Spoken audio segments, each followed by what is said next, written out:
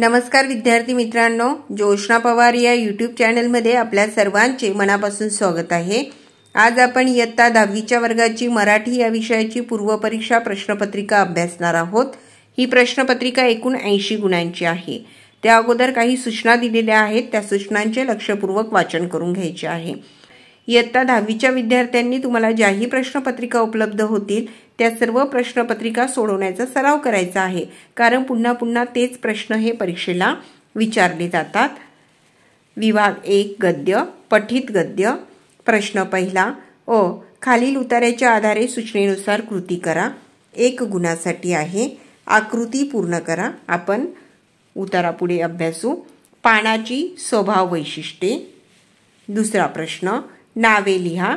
झाडावरून गळून पडणारी आणि दुसरे आहे पाण्याने गवत पात्याला दिलेली उपमा। पहा, या ठिकाणी उतारा देण्यात आलेला आहे। व्हिडिओ पॉज करून उतारा व्यवस्थित वाचायचा आहे आणि प्रश्नांची उत्तरे सोडवायची आहेत। आपण उत्तरांसहित व्हिडिओ नंतर अभ्यासू। दुसरा प्रश्न आकृती पूर्ण करा। गवत पात्याची स्वभाव वैशिष्ट्ये। 2 गुणांसाठी या प्रश्नाचं उत्तर लिहायचं आहे। आणि तिसरा प्रश्न आहे स्वमत। माणसातील ठराविक मनोवृत्तीची पुनरावृत्ती वारंवार होत असते हे विधान प्रस्तुत कथेच्या आधारे स्पष्ट करा। 3 गुणांसाठी। स्वमताचा प्रश्न आहे। तुम्ही स्वतःचं मत जरी त्या ठिकाणी लिहिलं तरी तुम्हाला त्या ठिकाणी मार्क्स मिळतात। प्रश्न पहिला आ। आता पुढचा उतारा अभ्यासा आणि त्यावर आधारित पुढील उतारा वाचा व दिलेल्या सूचनेनुसार कृती करा। आकृती पूर्ण करा। 2 गुणांसाठी आहे। बरेलीच्या हॉस्पिटलात सुरुवातीला जाणवलेल्या उणिवा। त्या ठिकाणी तुम्ही उत्तर लिहायचं आहे। बघा, उतारा या ठिकाणी देण्यात आलेला आहे आणि उतार्यावर आधारित पुढील प्रश्न कोणते लिहा। 2 गुणांसाठी। 1 फुटबॉलची व व्हॉलीबॉलची नॅशनल चॅम्पियन आणि दुसरा आहे सर्वात मोठा मोटिवेटर। बघा, तुम्ही उतारा व्यवस्थित वाचला तर या प्रश्नांची उत्तरे तुम्ही सहज लिहू शकतात। पहा, या ठिकाणीच त्याचं उत्तर दिलेलं आहे। आपला सर्वात मोठा मोटिवेटर कोण असतो? तो दुसरा तिसरा कोणी नसून आपण स्वतःच असतो। तिसरा प्रश्न स्वमत। प्रत्येकामध्ये एक जिद्दी अरुणिमा असते, याबाबत तुमचे विचार स्पष्ट करा। 3 गुणांसाठी आहे। स्वमताचा प्रश्न आहे। स्वमताचा प्रश्न तुम्ही स्वतःच्या उतारा वाचून उतार्यावर आधारित स्वतःचं मत मांडलं तरी तुम्हाला त्या ठिकाणी गुण मिळतात। अपठित गद्य। प्रश्न पहिला ई। पुढील उतार्याच्या आधारे सूचनेनुसार कृती करा। या ठिकाणी उतारा देण्यात आलेला आहे। अपठित उतारा आहे हा। विधाने पूर्ण करा। 1 सर्व कामांची काळजीपूर्वक आखणी करणे आणि त्यानुसार कामे पार पाडणे म्हणजे, आणि दुसरे आहे सध्याच्या युगात वक्तशीरपणाला पर्याय नाही, कारण त्या ठिकाणी लिहायचं आहे। पहा, पुढील उतारा या ठिकाणी देण्यात आलेला आहे। उतार्यावर आधारितच प्रश्न आहे। आकृती पूर्ण करा। मानवी जीवन गतिमान व गुंतागुंतीचे करणारे घटक। 1 गुणासाठी। आणि दुसरा प्रश्न आहे चूक बरोबर ते लिहा। 1 गुणासाठी। पहिले विधान वक्तशीरपणा हा कोणत्या व्यक्तीने स्वतःच्या हौशेसाठी पाळायचा गुण आहे, आणि दुसरे व्यक्तीने स्वतः वक्तशीरपणा पाळला नाही तर त्या व्यक्तीबरोबरच अन्य व्यक्तींचेही नुकसान होते। विभाग 2 पद्य। प्रश्न दुसरा अ। पुढील कवितेच्या आधारे सूचनेनुसार कृती करा। 2 गुणांसाठी आहे। आकाशी झेप घे रे पाखरा कविता जी आहे त्या कवितेवर आधारित ही आकृतीबंध तुम्हाला पूर्ण करायचा आहे। पाखराला या गोष्टी ओलांडायच्या। कोणत्या गोष्टी ओलांडायच्या ते तुम्ही त्या ठिकाणी लिहायचं आहे।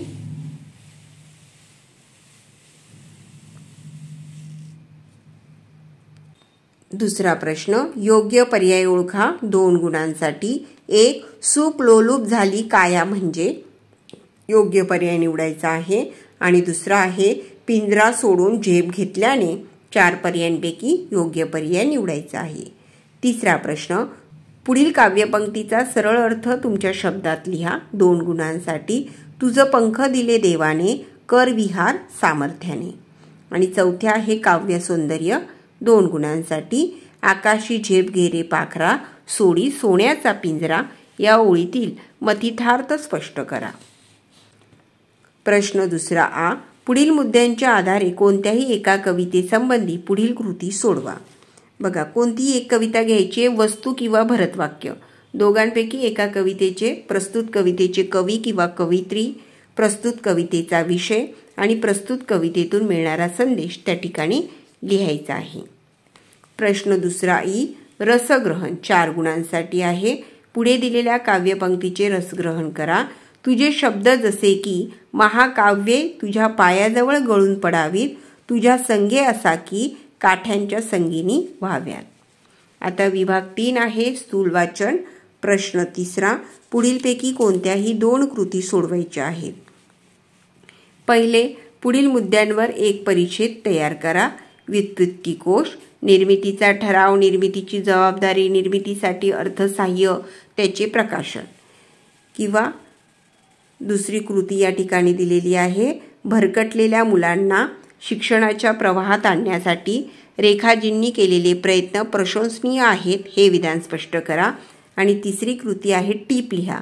गिरिजा कीर यांच्या बालनाटिकांचे विशेष. तिघांपैकी कोणत्याही 2 कृती 6 गुणांसाठी सोडवायच्या आहेत. म्हणजे प्रत्येक कृतीला या ठिकाणी 3 मार्क मिळतील. विभाग 4 भाषा अभ्यास.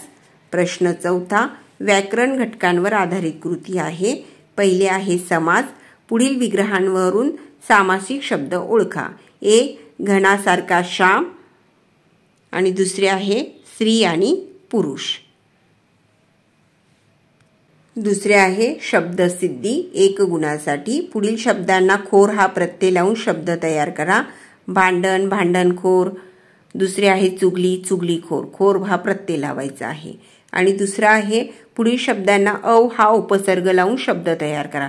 उपसर्ग म्हणजे त्या शब्दाच्या अगोदर तुम्हाला अव लावायचा आहे. अवगुण आणि अवलक्षण. तिसरे वाक्प्रचार 4 गुणांसाठी आहे. कोणत्याही 2 वाक्प्रचारांचा अर्थ सांगून वाक्यात उपयोग करायचा आहे. 4 वाक्प्रचार दिलेले आहेत. कोणत्याही 2 वाक्प्रचारांचा अर्थ सांगायचा आहे. प्रश्न चौथा आ. भाषा सौंदर्य. पहिले आहे शब्दसंपत्ती. समानार्थी शब्द लिहायचा आहे. पुस्तक, ग्रंथ. दुसरे आहे डोळा, नयन. दुसरे बघा, पुढील शब्दांना विरुद्धार्थी शब्द लिहायचा आहे.